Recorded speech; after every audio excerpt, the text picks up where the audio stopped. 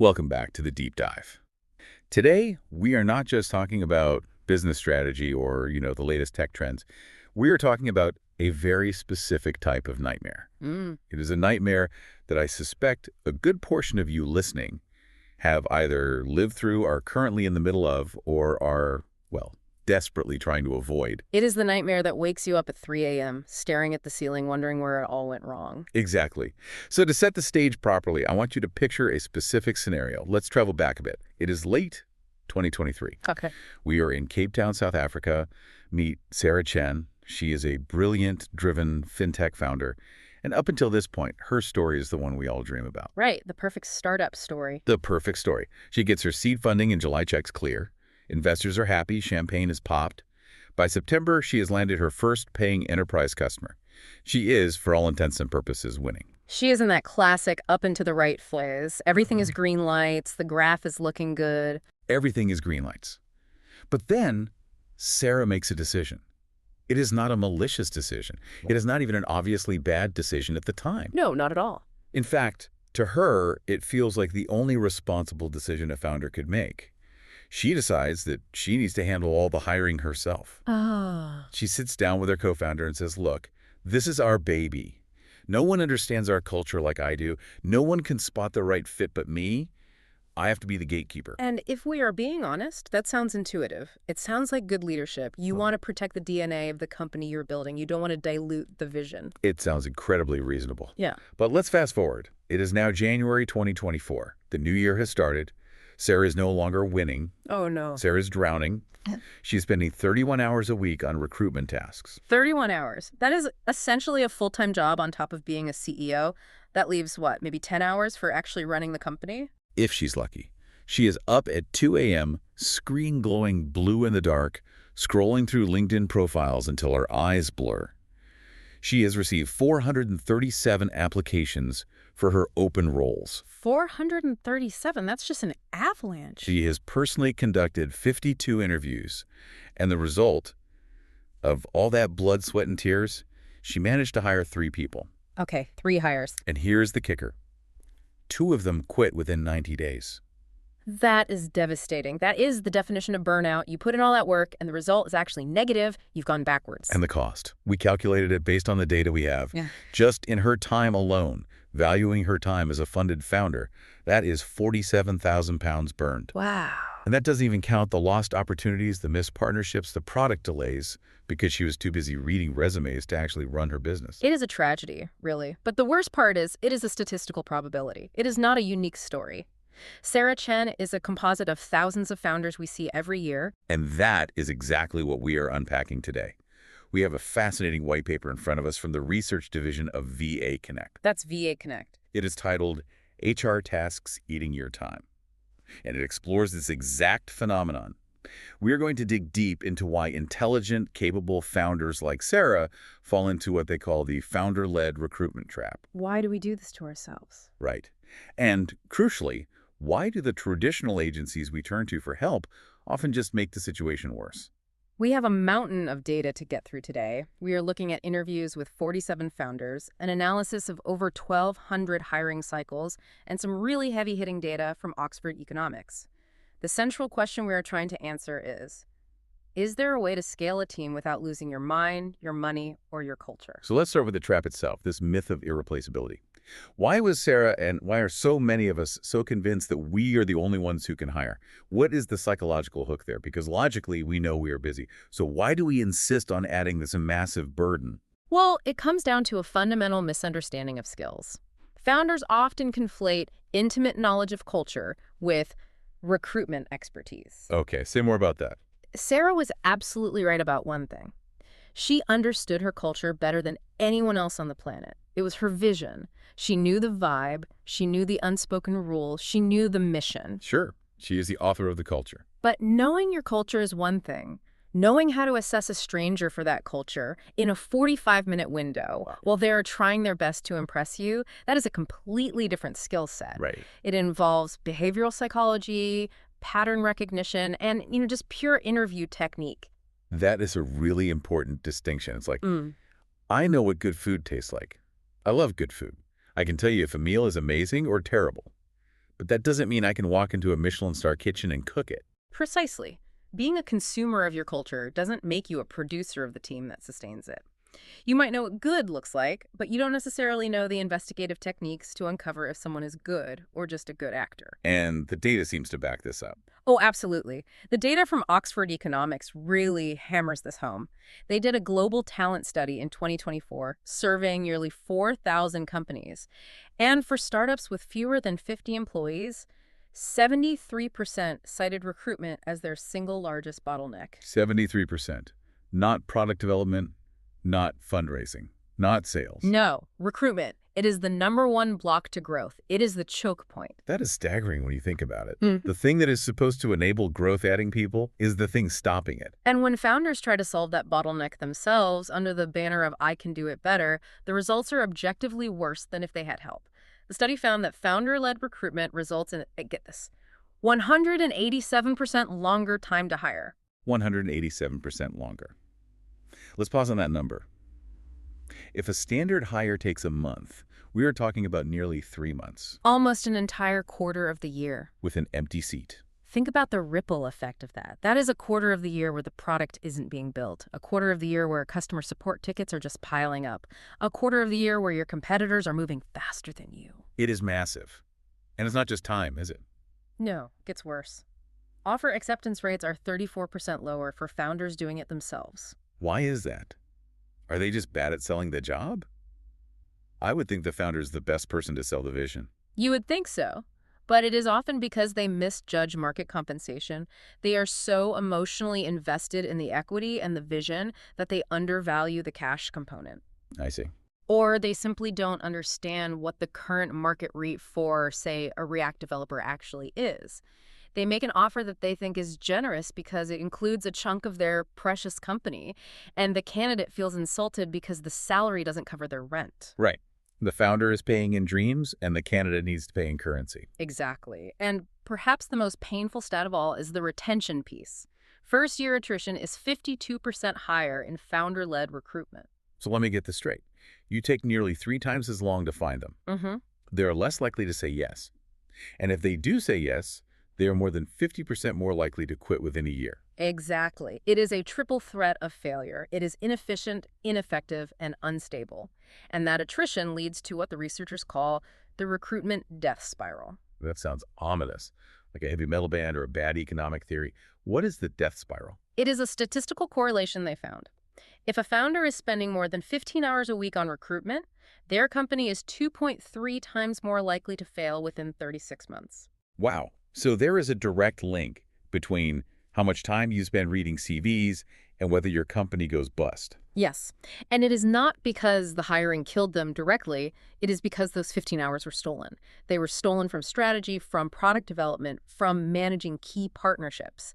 You recruit to grow, but the act of recruiting stops you from doing the work that allows you to grow. It creates a vicious cycle. Yeah. You are underperforming because you are short-staffed, so you panic hire, which takes up all your time, which leads to more underperformance. Correct. And then because you are rushing, you hire the wrong person. They quit in 3 months. Now you are back at square one, but you have less cash in the bank, you are more tired, and your team is demoralized. That is the spiral. I want to talk about the psychology of this, specifically the moment of decision. The white paper mentions something called founder fatigue syndrome. I think everyone listening has felt a version of this. You are staring at a screen, it is late, and all the resumes start to blur together. This is a very real cognitive phenomenon. It's not just being tired. VA Connect interviewed a founder named Marcus Oladipo, who runs a health tech startup in London. He posted a job for a senior developer on a Friday.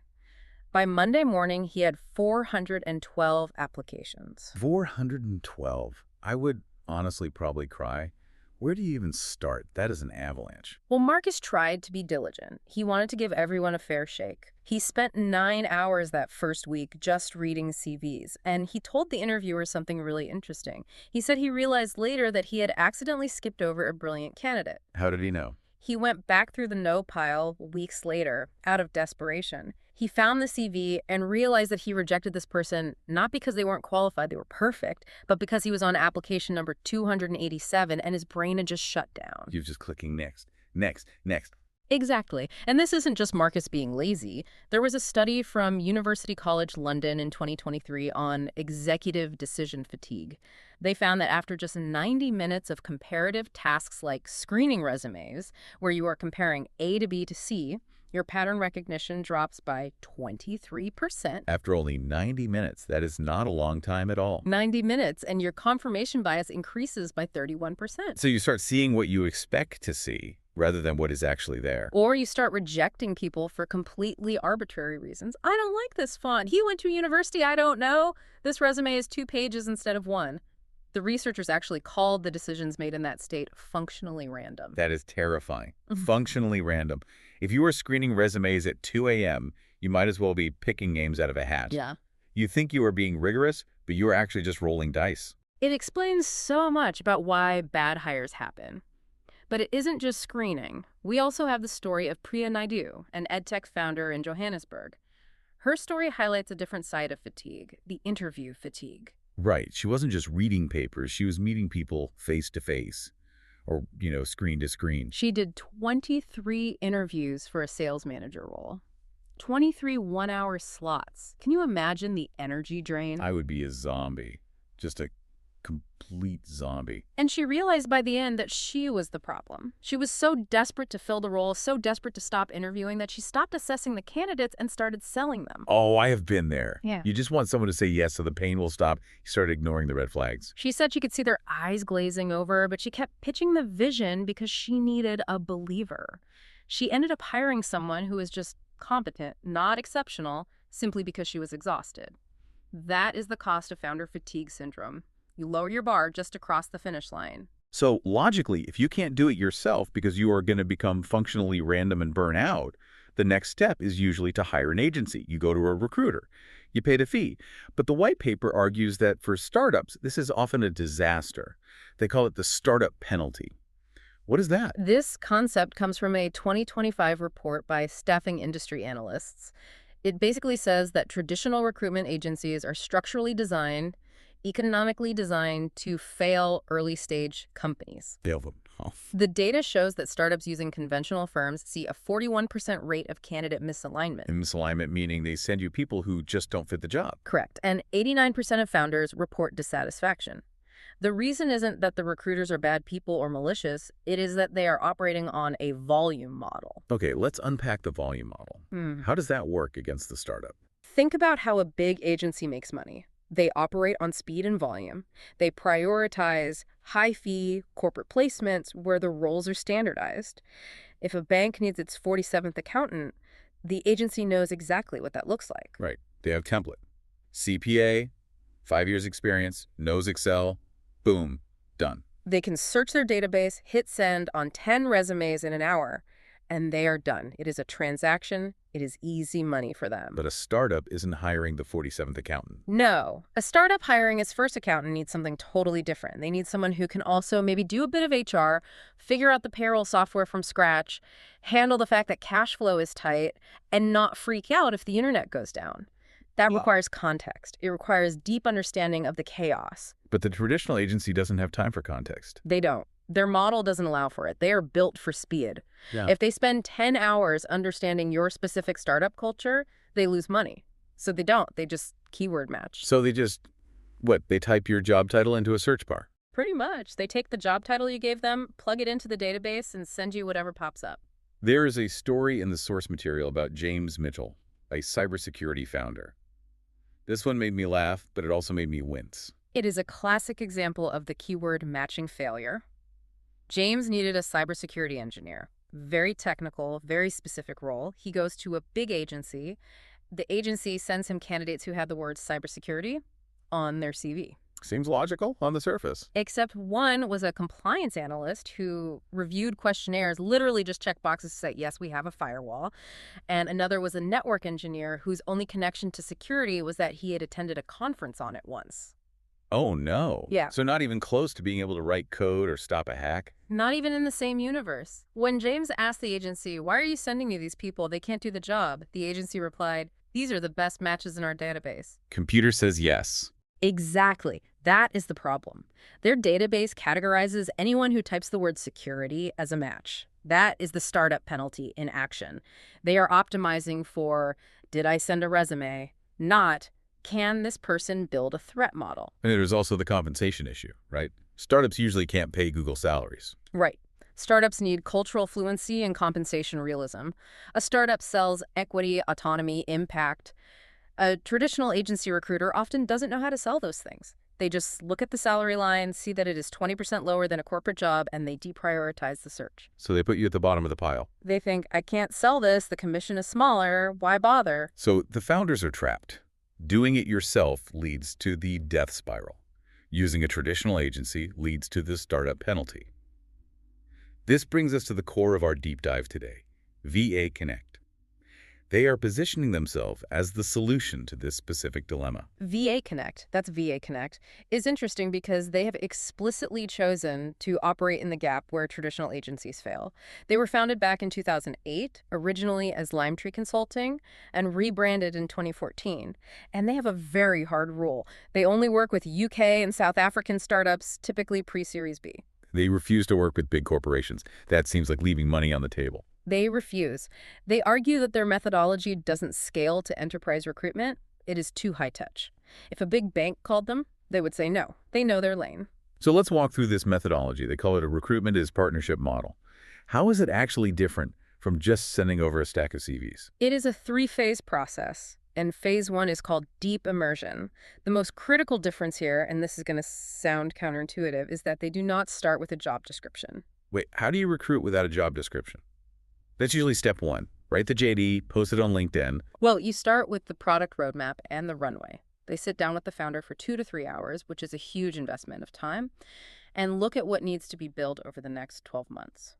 Before they even look for a person. Before they write a single word of a JD. Often what they find is that the founder is asking for the wrong thing. Can you give me a concrete example of that? Sure. A founder might say, I need a senior developer, I need a rock star to come in and fix everything. But when VA Connect looks at the roadmap and the budget, they realize, actually, you don't need a senior generalist who will cost you a fortune. You need a mid-level developer with specific domain knowledge in your industry and maybe a part-time QA person to handle the testing. So they are actually consulting on the organizational structure, not just filling a slot. Exactly. They often change the role entirely before they even start looking. They challenge the founder's assumptions. That is huge. That saves you from hiring an expensive person who is bored or a cheap person who is overwhelmed. Precisely. Then comes phase two, targeted sourcing. This is where they break from the volume model. In a standard agency, the recruiter scans a resume, maybe has a 5-minute chat, and forwards it to you. VA Connect conducts preliminary screening interviews themselves. They do the first interview. Yeah. The whole thing. Yes, and this is crucial. They act as the first gatekeeper. So in the traditional model, you might get 20 resumes. In this model, the founder only sees 3 to 5 candidates total. The final shortlist. But every single one of them has been vetted for technical skills, cultural alignment, and salary expectations. So you are not wading through 400 applications. You are seeing the final 5. And those 5 are genuinely viable. They aren't just keyword matches. They are people VA Connect believes could actually do the job. It saves the founder dozens of hours of screening time. Then phase 3 is offer optimization and onboarding. Why do they stay involved after the candidate says yes? Usually the recruiter takes the check and runs. Because, as we discussed with the attrition stats, getting them to sign is only half the battle. Keeping them is the other half. VA Connect stays involved through the negotiation, coaching the founder on how to structure the offer so it is attractive without breaking the bank. And then they help design the first 90 days of onboarding. The first 90 days. That is the danger zone for new hires. It is. If you don't onboard them well, they feel lost, they get buyer's remorse, and they leave. VA Connect has an 89% retention rate at 12 months. Compare that to the 52% attrition rate for founder-led hires. That is the difference proper onboarding makes. I want to talk about their anti-features. The white paper lists things they specifically refuse to do. One of them stood out to me. No contingency-only engagements. They require a retainer. Why is that important? It sounds like a sales tactic, pay us up front, but it is actually an incentive alignment mechanism. In a contingency model where you only pay if you hire, the recruiter is incentivized to throw mud at the wall and see what sticks. They want the fastest hire possible because they don't get paid until someone signs. Right, speed over quality. If I send 10 resumes and you pick one, I get paid. If I spend 2 weeks finding the perfect one, I risk someone else filling the role. Exactly. By requiring a retainer, VA Connect ensures the founder is committed, but it also frees their recruiters to spend time on the deep immersion phase. They are paid to find the right person, not just the fast person. They are not panicking about the fee.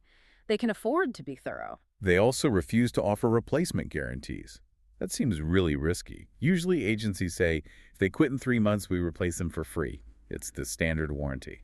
VA Connect argues that guarantees actually incentivize bad behavior. They make it safe to hire quickly and carelessly.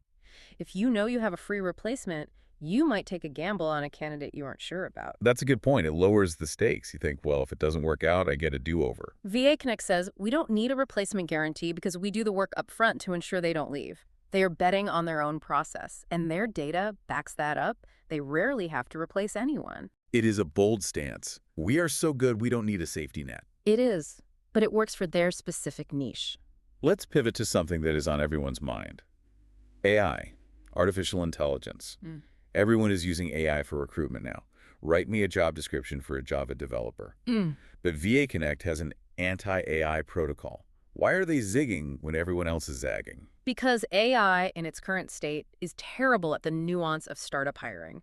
AI optimizes for keywords and SEO. It creates bland, generic job descriptions that sound like every other company. Fast-paced environment, competitive salary, dynamic team. It's corporate wallpaper. It Yeah. means nothing. Every company says they are fast-paced and dynamic. VA Connect rewrites every JD to be hyper-specific and human. I love the example in the white paper about the messy code base. Yes, that was great. Read that out for us. So a typical AI-generated JD says, join our fast-paced dynamic team with cutting-edge technology. VA Connect rewrites it to say, our code base is messy in places. We are fixing it, but you will inherit technical debt. If you need perfect architecture, this isn't for you. If you like pragmatic trade-offs and fixing broken things, let's talk. That is so refreshing. It's honest. If I'm a developer who hates cleaning up messes, I am not applying.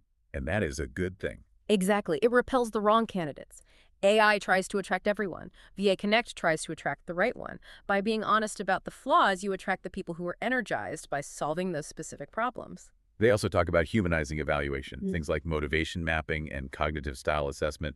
What does that look like in practice? Motivation mapping is about asking why this company, but really drilling down. If a candidate says, I love your mission, that's generic. Everyone says that. VA Connect pushes for specific answers like, I'm tired of enterprise sluggishness. I spent 3 years at a bank and shipped 2 features. I want to ship code every week. That is a real motivation. That tells you what drives them. And cognitive style is about how they solve problems. Do they need a structured framework, or do they thrive in chaos? A founder who is chaotic, and let's be honest, many are, needs a team member who can handle that, or maybe one who provides structure to balance them out. But you have to know which one it is. And risk tolerance calibration. That sounds fancy, but it's actually really practical, isn't it? It is vital for startups. It is asking the hard questions. If payroll is 3 days late because a wire transfer got stuck, are you going to panic? That happens. It definitely happens. It happens all the time in startups. Some people say they want startup life, but they have a corporate risk tolerance. They have a mortgage, they have anxieties, they have never missed a paycheck in their life. VA Connect filters those people out early. It saves everyone pain later. Now, VA Connect operates in 2 very specific markets, the UK and South Africa. And the white paper breaks down the unique challenges in each. Let's start with the UK. What is the headache for a London founder right now? Oversaturation. There are 7,200 active startups in London alone. The noise is deafening. And you have what they call the candidate sophistication paradox. Which means candidates are too good at interviewing. They know how to game the system. A developer in London might get 10 recruiter calls a week. They know exactly what to say. They have practiced their answers. They have optimized their CVs for the algorithms. It is very hard for a founder to tell the difference between a great interviewer and a great worker. They are professional candidates. Exactly. And the compensation is crazy. Median dev salary is £78,000. You are competing with Meta and Google for talent. Plus, Brexit wiped out 40% of the EU candidate pool, so you have fewer people costing more money who are harder to vet. Okay, now flip to South Africa. What is the challenge in Cape Town or Joburg? It is almost the inverse. It is absolute scarcity. There are only about 2,200 qualified tech grads a year coming out of places like UCT or Stellenbosch. Demand totally outstrips supply. So finding them is the hard part. And keeping them. There is the emigration risk. Right. Everyone leaving for London or Amsterdam for a stronger currency. 23% of professionals leave within 5 years to go to the UK, Australia, or Dubai. So if you hire someone great, you are terrified they're going to leave for a 4x salary. You are constantly looking over your shoulder. And we had to mention the infrastructure. Load shedding. Exactly. Infrastructure volatility. Okay. Candidates in South Africa prioritize stability. They want to know, can I work remotely if the power goes out? Do you have a backup plan? Does the office have a generator? VA Connect understands these local nuances. In London, they negotiate equity to offset salary. In South Africa, they negotiate flexibility and stability to offset emigration risk. That is the dual market approach. They use what they call best-of-breed talent. They do. They often place highly skilled South African talent into global roles. It is a way to arbitrage the talent shortage in the UK using the high-quality but scarce talent in SA. Let's get to the bottom line, the ROI. Because every founder listening is thinking, okay, this sounds great, but I don't have £10,000 to spend on a recruiter. I need to save cash. The white paper tackles this with what they call the math of founder time. Let's do the math. Assume a founder is worth £150 an hour. That is a conservative estimate for someone running a funded company. Okay, £150 an hour. If you do it yourself, you spend about 45 hours per hire. Screening, interviewing, scheduling, chasing references. That is £6,750 of your time. Okay, so it's cheaper than the agency fee, technically. Yeah. On paper. Only if you succeed immediately. But remember the failure rate. 52% of founder-led hires leave. If that hire fails, you have to do it all over again. Plus the lost productivity. The cost of a failed hire is estimated at £41,590. Ouch. That is a serious hit. So your cheap option suddenly becomes incredibly expensive. Now look at VA Connect. Their fee is between £9,000 and £11,000, but their failure rate is only 11%, so the expected total cost is around £10,000. Mathematically, it is cheaper to pay the fee than to take the risk of doing it yourself. But the real killer isn't just the salary or the fee. It is the opportunity cost. We have to go back to Sarah Chen. This is the part that should keep founders up at night. Sarah lost a 6-month delay on a bank partnership. That was £90,000 in lost revenue. She had 40% user attrition because of product flaws she didn't catch because she wasn't managing the product team. And she missed investor meetings. You can't put a price on that. The white paper estimates she destroyed over £430,000 of enterprise value, all because she wanted to save a £9,000 recruitment fee. That puts it in perspective. You are stepping over pounds to pick up pennies. Precisely. And there's one more hidden cost. Culture drift or the cascade. What's the cascade? Deloitte data shows that the first mediocre hire drops your standards by 15%. If you hire someone who is just okay, the next person they hire will be slightly worse than them. By the time you make your 7th hire, if you have let standards slip, you are hiring people who would have been rejected by your first hire. You are diluting the soup until it is just water. And fixing that requires firing 30 to 40% of your team. That is an organizational trauma most startups don't survive. It destroys morale. Now, VA Connect isn't just a headhunter. The source material emphasizes that they are a managed virtual assistant agency. They have some interesting internal systems that support their hires. They do. They treat their remote professionals like employees, not freelancers. They have VA Varsity, pronounce that carefully, VA Varsity, which is their internal education portal. It is like a Udemy for their staff to upskill in software and soft skills. So the person you hire is getting trained by them continuously. Correct. They aren't stagnant. And they have a wellness program called Atomic Energy, diet coaches, exercise plans, mental mobility. Why does a recruitment agency care about diet coaches? Because burnout is the enemy of retention.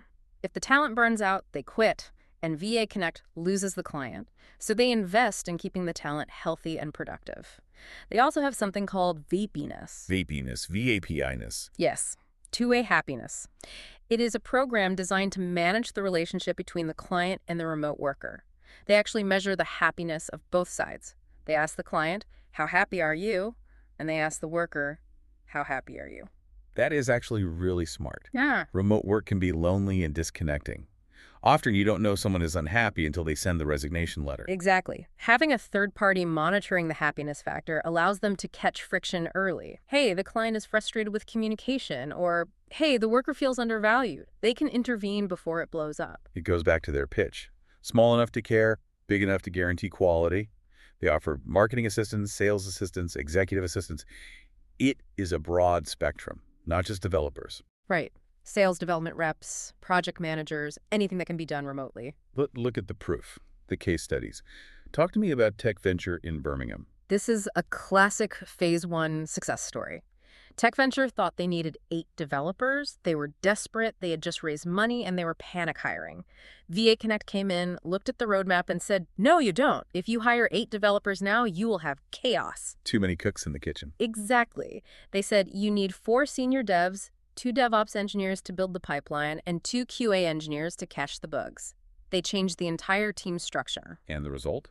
They reduced the time to hire from nearly 12 weeks down to 4.2 weeks.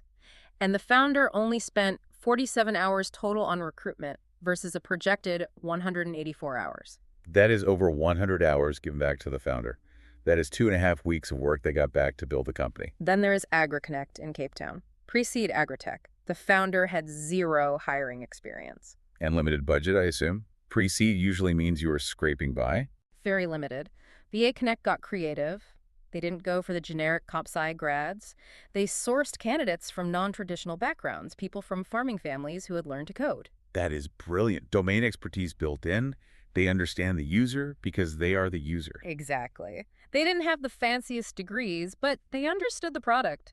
AgriConnect saw 100% retention at 6 months. And looking at the aggregate stats for 2024, 2025, what's the big picture? They have 127 clients, 673 placements. Average time to hire is 4.7 weeks. The industry average is over 13. And the big number, 89% retention after 12 months. 89%. That's a world away from the 52% attrition we talked about at the beginning. It's the difference between building a team and just filling seats. So what does this all mean for the listener? We have unpacked the trap, the failure of traditional agencies, and this specific partnership model. Yeah. What's the core takeaway? I think the key takeaway is that recruitment is an execution risk, not just a chore. We tend to treat it like taking out the trash, something we just have to get done so we can get back to work. But it is actually more like building the foundation of a house. If you do it wrong, the house falls down. And the DIY approach, doing it yourself, is often an emotional decision, not a logical one. We do it because we care or because we are trying to save money, but the data says we are generally bad at it. We are functionally random after 90 minutes. We have to accept our cognitive limits. We are not designed to scream 400 resumes. So here's the final thought I want to leave you with. If you are that founder, sitting there at 2 a.m., reading CV number 300, telling yourself you are saving money, stop. You might be saving cash, but you are burning value. Ask yourself this. Are you hiring for the company you are today or the company you want to be in 12 months? The company you are today tries to save a few £1,000s. The company you want to be invests in the team that gets you to the next level. The difference is entirely in how you recruit. That is a powerful place to end. Don't build your team by accident. Build it by design. Thanks for listening to this deep dive. We will catch you on the next one. Bye-bye.